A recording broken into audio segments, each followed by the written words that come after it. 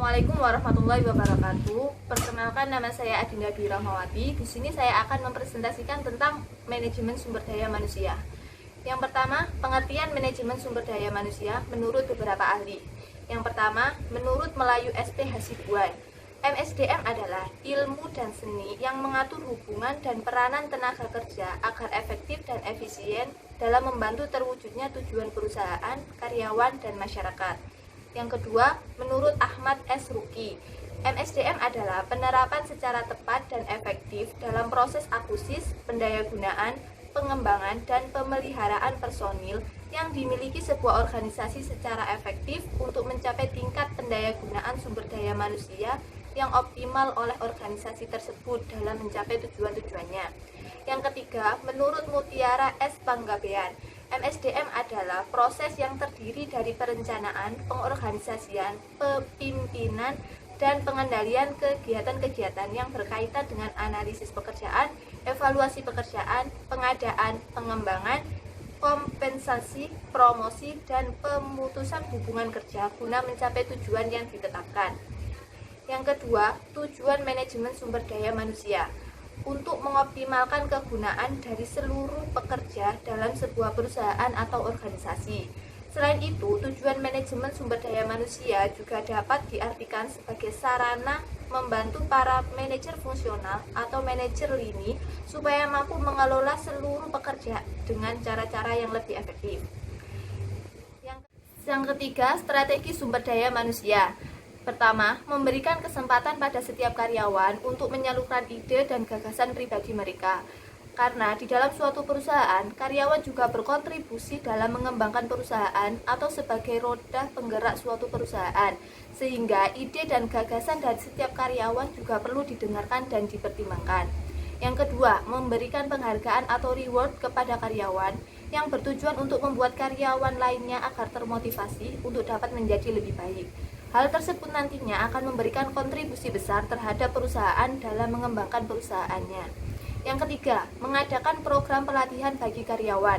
Ada beberapa jenis pelatihan dan pengembangan SDM yang dapat dilakukan. Di antaranya adalah skill training, retraining atau pelatihan ulang, cross-functional training, team training, dan creativity training. Yang keempat, tantangan manajemen sumber daya manusia. Tantangan eksternal atau lingkungan. Kekuatan eksternal yang mempengaruhi aktivitas bisnis atau perusahaan yang juga mempengaruhi aktivitas manajemen sumber daya manusia, baik secara langsung maupun tidak langsung. Tantangan internal organisasi. Yang pertama, tingkatkan kontrol untuk mencegah dalam berusaha agar setiap masalah dapat diselesaikan secepat mungkin sebelum berkembang menjadi masalah yang lebih besar.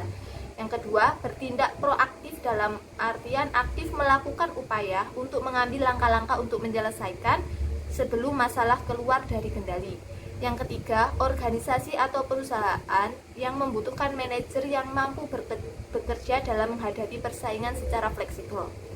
Tantangan individual organisasi. Yang pertama, keserasian antara pekerja dengan organisasinya. Yang kedua, tanggung jawab etnis dan sosial. Yang ketiga, produktivitas. Yang keempat, pelimpahan kekuasaan atau wewenang. Dan yang kelima, penyaluran buah pikiran.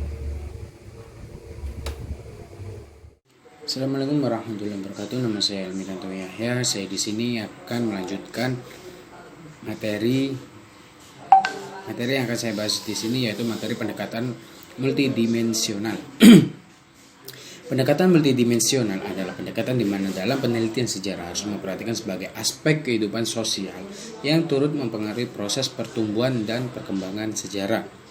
Dalam pendekatan multidimensional dibagi menjadi beberapa aspek. Yang pertama, aspek politik. Pendekatan politik dalam permasalahannya penting manajemen SDM berangkat dari keyakinan yang semakin mendalam di kalangan para politikus bahwa aset terpenting yang dimiliki suatu negara adalah SDM.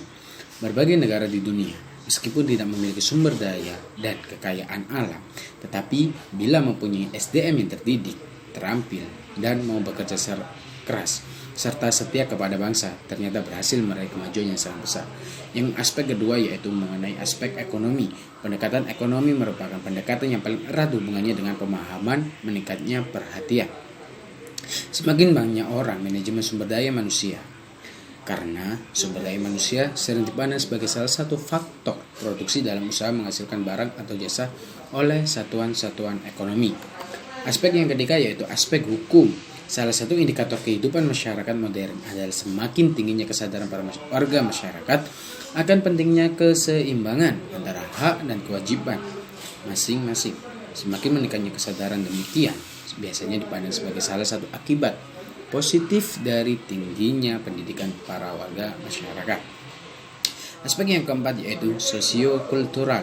Sosiokultural adalah letak suatu wilayah atau negara berdasarkan keadaan sosial atau budaya daerah bersangkutan terhadap daerah di sekelilingnya.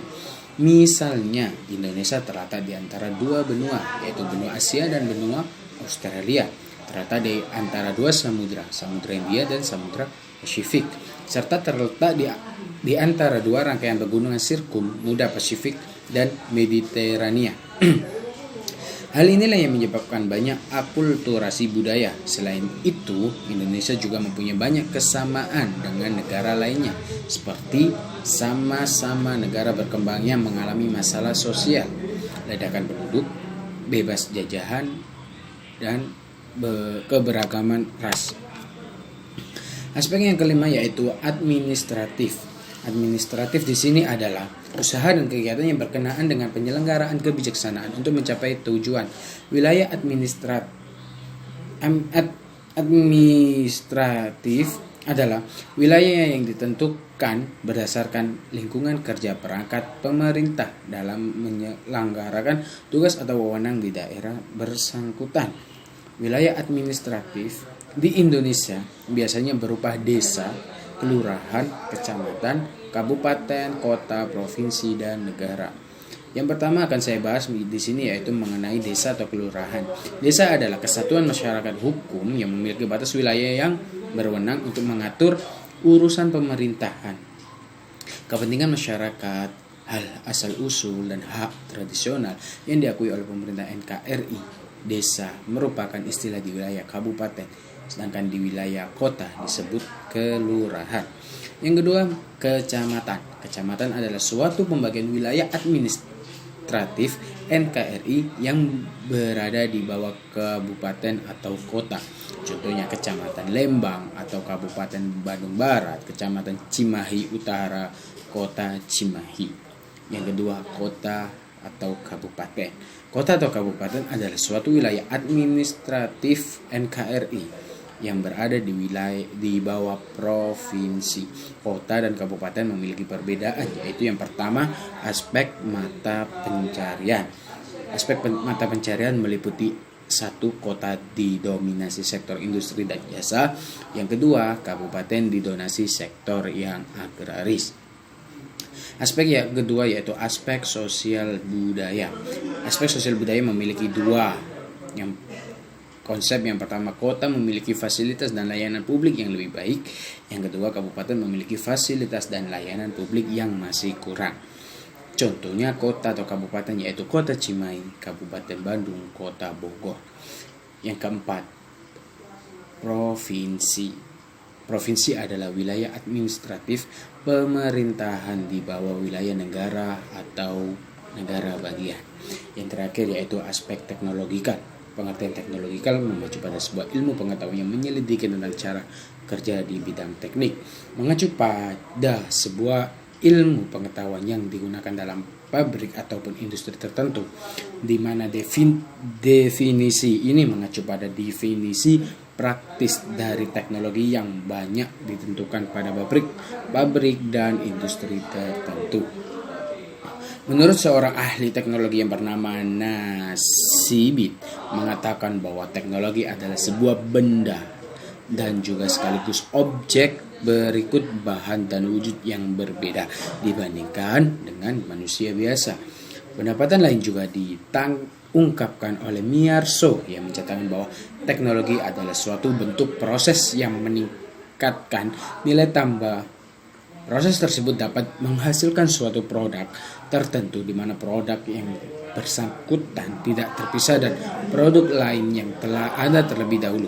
Teknologi menurutnya merupakan sebuah bagian yang terdapat dalam suatu sistem tertentu. Itu yang dapat saya sampaikan mengenai pendekatan multidimensional. Selanjutnya akan disampaikan oleh teman saya materi selanjutnya. Terima kasih. Perkenalkan, nama saya Rizkita Maria Hasanah. Saya akan menjelaskan tentang teknik peramalan sebagai instrumen perencanaan yang terdiri dari 1. Ekstrapolasi, 2. Indeksasi, 3. Analisis statistikal, 4. Analisis anggaran, 5. Analisis kegiatan baru, 6. Rencana berbasis komputer. Dan saya akan menjelaskan tentang ekstrapolasi. Metode yang dipergunakan dalam memprediksi nilai dari suatu data atau fungsi yang berada di luar interval. Untuk dapat memprediksi persamaan yang berada di luar interval, maka sebelumnya perlu mengetahui atau terlebih dahulu hafal konsep dari suatu persamaan ketika hanya diberikan sebuah grafik untuk analisis dan didapatkan suatu prediksi. Selanjutnya adalah indeksasi. Mekanisme penyesuaian upah, harga, dan kontrak secara sebagian ataupun keseluruhan untuk menyeimbangi perubahan tingkat harga umum. Untuk selanjutnya adalah analisis struktural. Pada era modern seperti sekarang ini, sudah banyak perusahaan yang melakukan operasi bisnisnya secara lebih global. Perkembangan global secara langsung dan tidak langsung memiliki pengaruh terhadap organisasi dan manusia yang berada di dalamnya. Tak jarang saat ini banyak perusahaan membutuhkan sumber daya internasional untuk kualitas dan kekayaan budayanya. Oleh karena itu, perusahaan akan mulai menerapkan manajemen sumber daya manusia internasional untuk memperoleh sumber daya manusia yang berkualitas dan dapat memberikan pelayanan terbaik di mana perusahaan akan beroperasi. Selanjutnya adalah analisis anggaran. Anggaran merupakan suatu rencana yang disusun secara sistematis dalam bentuk angka dan dinyatakan dalam unit moneter yang meliputi seluruh kegiatan perusahaan untuk jangka waktu atau periode tertentu yang di masa yang akan datang nanti. Penganggaran merupakan komitmen resmi manajemen yang terkait dengan harapan manajemen dalam jangka waktu tertentu di masa yang akan datang nanti. Selanjutnya adalah usaha baru.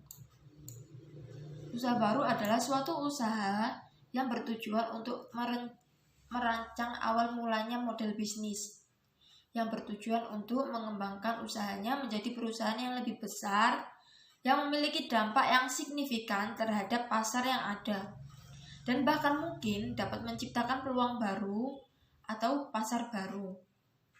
Fungsinya adalah untuk mencari model bisnis yang berulang dan terukur. Pemilik perusahaan akan keluar dari fase pemula dan menjadi pembisnis yang sukses atau gagal dalam mencari model bisnis yang akan digunakan untuk perusahaan. Selanjutnya adalah pencapaian model dengan bantuan komputer. Perkembangan teknologi saat ini berkembang dengan sangat pesat, di mana teknologi juga memiliki andil yang besar dalam perkembangan kehidupan manusia.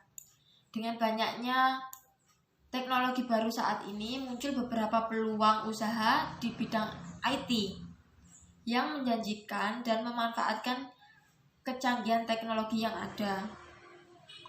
Sekian dari kelompok kami. Kurang lebihnya mohon maaf. Wassalamualaikum warahmatullahi wabarakatuh.